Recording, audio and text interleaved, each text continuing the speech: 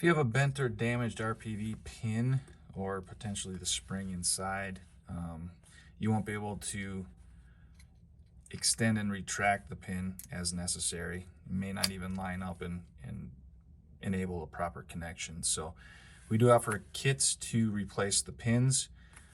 This is the RPV pin tool. This is part number G580 RPV PT. You use this to extend and retract the pin as shown, and also you can remove this top nut on the 580s and the 540s. They are different. The same tool works for both the 580 and 540. The 580 side of the tool here is a little larger. Now this is a 5/16 span there, and the 540 side is smaller, and that is a 1/4 inch flat to flat, and those are meant to line up with the flats on the piston nut up here. So for the 580 side, we'll just line it up here, and you can remove it.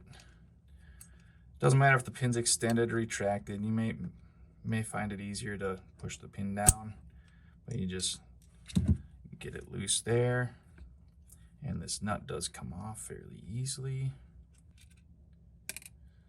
So your O-ring is now going to be loose. You can save that for later or replace it with a new one if you think that's necessary. But the pin itself is here inside the nut. So you can take this out and replace it with the new one. We also have kits in case these nuts ever get damaged that include the nuts. We also have kits that include the spring that's down in there. This spring. Make sure that pin stays extended and is rigid enough to actuate the RPV valve inside the cylinder valve. So we have kits that include all of that. Installation goes the same way it came out.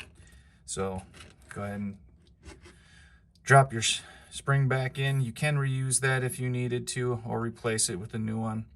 I do like to insert the pin inside the nut before I install it.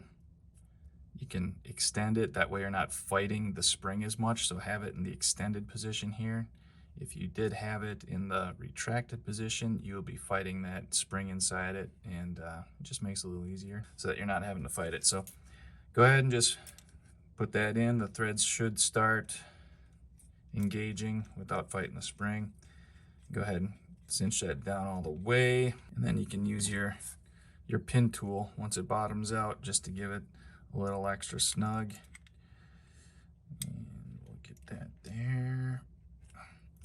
Now if you did have a torque wrench with the proper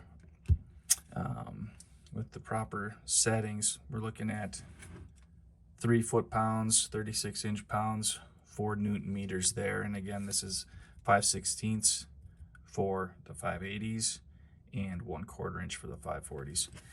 And don't forget to put your O-ring back in, and then this connector is good to go. And for those kits, please do contact FasTest, Fast Sales, for the proper kits for your connector and needs. Thanks.